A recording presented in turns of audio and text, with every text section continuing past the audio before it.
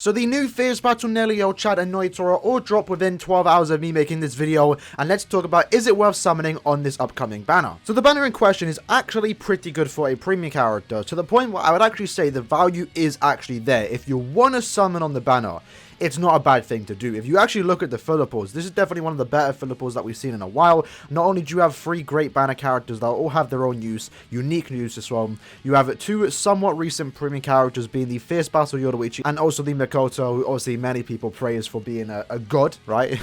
That's a joke, by the way. He's actually kind of just okay, you know. But aside from that, you have young Bianchia, another... He's okay. I can see the use for him because he is actually useful in GQ. That's like the only place where you're actually going to use this character outside of maybe even Sankamon. But the main thing, what you also have in this banner is 6 seasonal characters, to the point that some of these characters are actually kind of better than the main banner characters themselves. You have Nemu, an amazing character. We'll talk about them individually in a second, but all 3 of the seasonal characters, the swimsuit characters of last year, are all very, very good characters. And then you have 3 more seasonal characters. Now, these 3 characters, the Kisuke, Tsukishima, and also the Stark, aren't necessarily the best characters out there. They're usable, but what they have just received is their resurrection, meaning that if you don't want to spend money on the game, if you don't want to buy those character packs in like 2 weeks time, what you can do is maybe get them from here, right? But they're also going to give you around 225 orbs, so the value, like I said at the start of the video, is definitely there, but it comes down to where you are in the game. If you are someone like me or a lot of us out there watching this video where you're a veteran, you consider yourself a veteran, you don't have that many orbs, and it's not the best thing to start spending orbs or even money on a premium banner like this, where these 3 characters are going to be in filler pools in the future, very, very commonly, I would say, probably in like 6 months time, and you also might eventually pull them from summon tickets because they are premium characters. I would still say they're definitely worth going for. It just comes down to where you are in the game. I would recommend maybe just doing a cheeky multi if you are a veteran. That's what I'm going to be doing tomorrow morning, because I have mostly everyone here, but I do want to get dupes, and I just want to try and get my hands on the 3 new characters without having to go down to 0, because I still believe that a 1000-year Blood War banner is going to be dropping at the end of the month, so I'm not trying to spend on this current banner when I don't really need to. But at the end of the day, summon for what you actually want to play as, right? If you are a Nelio fan, if you are a Chad fan, if you're a Noitsura fan, then I can't say skip the banner. There's no point, because that's how you like to play the game. You like playing with your favorite characters. That's the best way to play the game. So if you want to pull for these characters because let's say you're a massive Nel simp, then you might as well go for it, right? Yeah, that's just how to do it. I do want to say though, obviously, as every other single banner, there is going to be individual banners where if you're only hunting for one specific character, that's the best way to get them, because you have a 1% chance instead of the 0.5% chance that you're going to have on the actual main banner. I will say that the main banner does have better value in terms of fillers, because, you know, these characters are okay. The Fierce Battle characters, the Ichigo, Aizen, and Kenpachi have been thrown in a lot of banners, but they're just very common. You don't have to get them there. But this banner, you know, you have the resurrected characters giving you the orbs, giving you very good links, and then you also have the swimsuit characters of last year that are also very good characters and definitely have their use to this day. So I would actually say, surprisingly, very rarely do I actually ever say this, is that the main banner actually has more value than the individuals. But like I said, it just comes down to if you want to pull on it, right? I would say the value's there.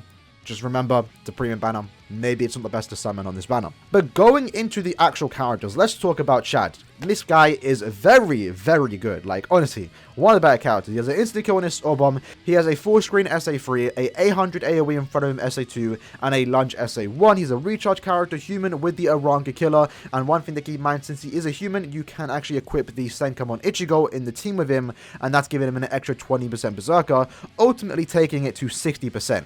Very, very good. He has the 20% Bruiser too. That's not all too important. 60% Devastation, Frenzy, Guard Break, hit hidden enemies, and also Poise with Sprint to +1. Honestly, as far as Chad characters go, this is definitely one of them. There's only 3, so of course it's one of the better ones, but he's very good. Very, very good. The only thing, like the other 2 characters, mainly the Noitsura, because he is an SP character, they lack Havoc. And if that's a deal breaker for you, then obviously you already know that you're not summoning or not. But that being said, he is not a bad character whatsoever. He definitely has his use, and he looks pretty fun. If you are a Chad fan, then finally you have a new Chad to summon for. Very rarely do you ever get to say that. Then we have Nelio. Now this character is mainly going to be used used in GQ. I saw the gameplay earlier today, do check that out. She's pretty fun, like visually I do like the way they designed her, and she can be used in normal PvE play, but definitely the main use for this character, the way she's been designed, is to use it in the hard difficulty of GQ, more specifically the melee Aaroniero week. Why? Because obviously she has the Aaroniero killer, but she also has a very high bruiser, being at 70%, but if you use her in the place that you're supposed to use her in GQ, you basically have 100% bruiser. It's actually more because the way the damage is calculated, but it means she's going to be hitting very, very hard. She also has flurry, melee damage plus 10 if you aren't using it in GQ, it's still that extra bit of damage, so basically she has an 80% bruiser. Poise, sprinter plus 2, so again, if you want to use it in normal PvE play, it just means she's a bit faster, and then she also has freeze duration, which is one of the more important things about this character, meaning that if you do use her in that week, then you don't need to have any kind of freeze duration links onto her, because the melee Aaroniero week does have those frozen paws, and as she's going to be a side lane character, just her having that means that she's going to be one of the better characters for that specific week. Now, one thing I do want to mention about this character is that she's definitely going to be a bit better when it comes to the new update, because she'll probably be able to pick up long reach, probably be able to pick up maybe even adrenaline, and that would overall make her even better support for GQ. So she's definitely a good character. I would say she's the best in the banner, mainly because I can see the use for her in GQ, and that's where she's going to shine the most, right? Moving on from that, let's talk about Noitsura.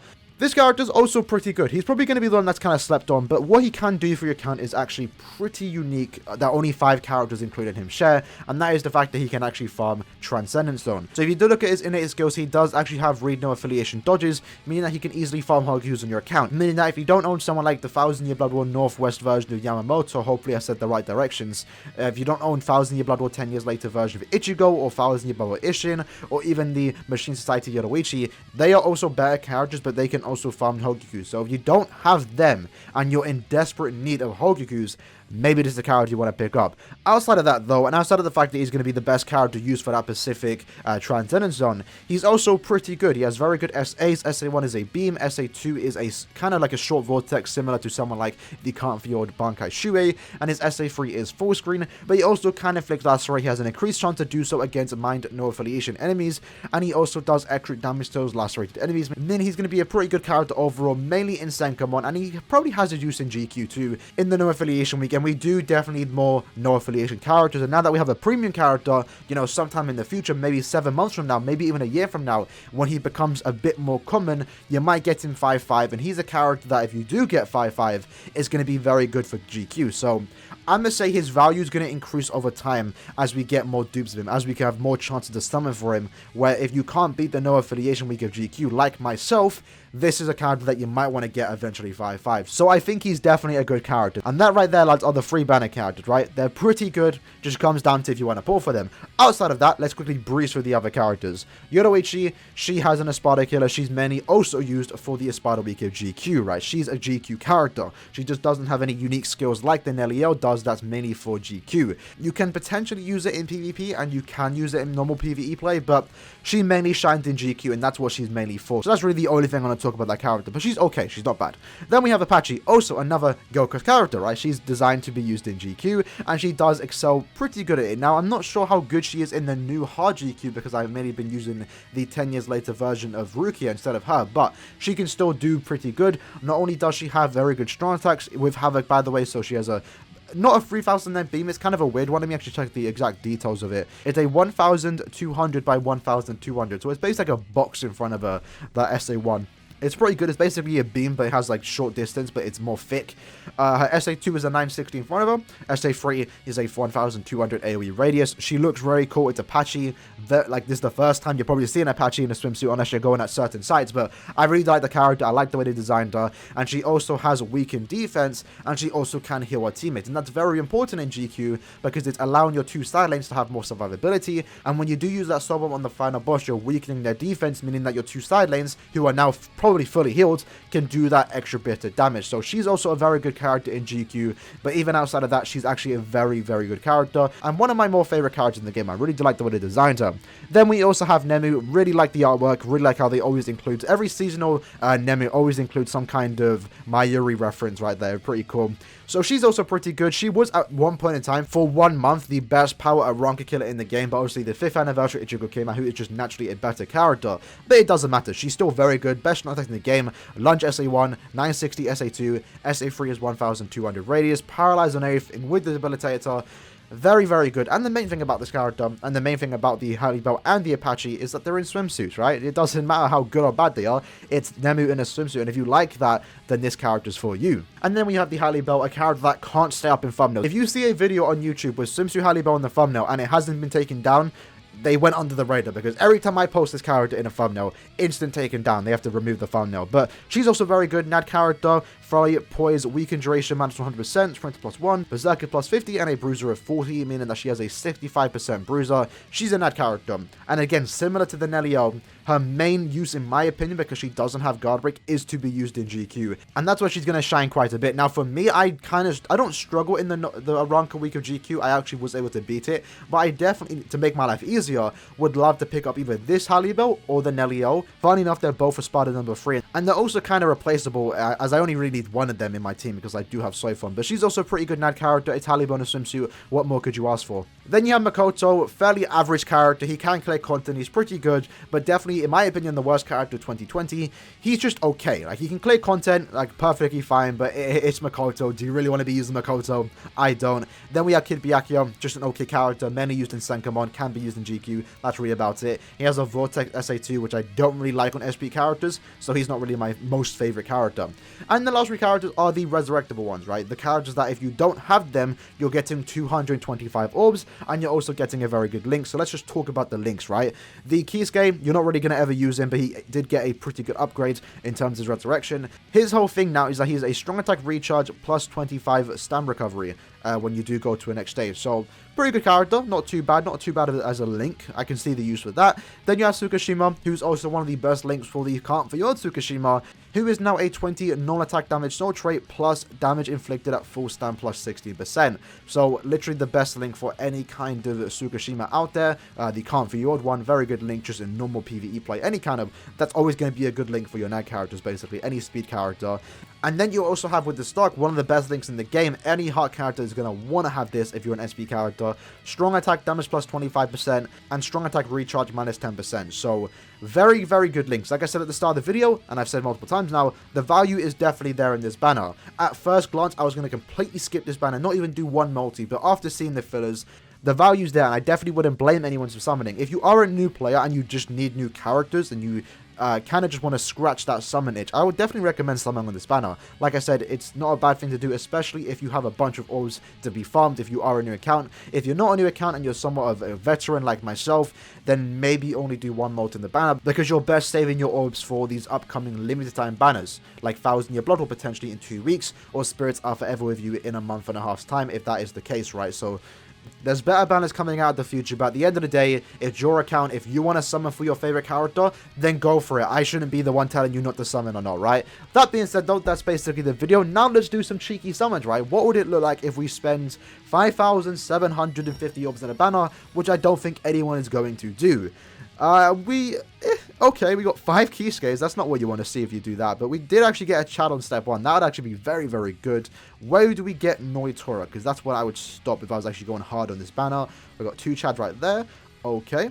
And we got Noitsura on step 20. That'd be a Yax. My main goal on this banner, personally, is just to get Nelio. So I would hope to get her on step 1. But I very much doubt that's actually going to happen.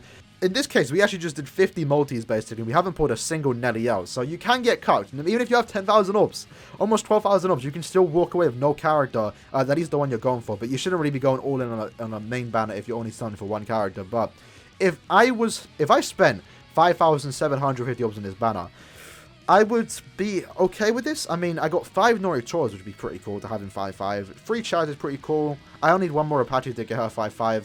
Nemu is already 5-5 for me. I would like to actually have this Harley Bell, so I'd be okay with that, but I'd be very salty that I just spent 6k orbs and didn't get a single Nelio. So this is why, if you're only summoning for one character, definitely summon on the individuals, because that's where it's at. For example, if we do one multi right now, okay, I was kind of hoping we'd actually get Nelio there, but let's just do all steps. Only 1 Nelio there, okay, damn. When do we get her? Step 10. So it was the final step, basically, the guaranteed one. So Nelio's not liking me, apparently. I'm doing hella summons for her, and we're not getting her. Just once in, like, 20k orbs? That is yeesh. 1 again. Okay, where is it this time? Again, step 10. Jesus. Alright, so there you go, lads. That was basically the before you summon on this new Fierce Battle Clash banner. It's an okay banner. The values there just comes down to if you lads want to summon on it. That being said, if you guys did enjoy the video, if you are summoning, let me know in the comments below, and I do wish you good luck. For me, I'm going to be doing one multi tomorrow, so stay tuned for that. Hopefully, we can pull a 5-star, because if we don't, then it's a yikes.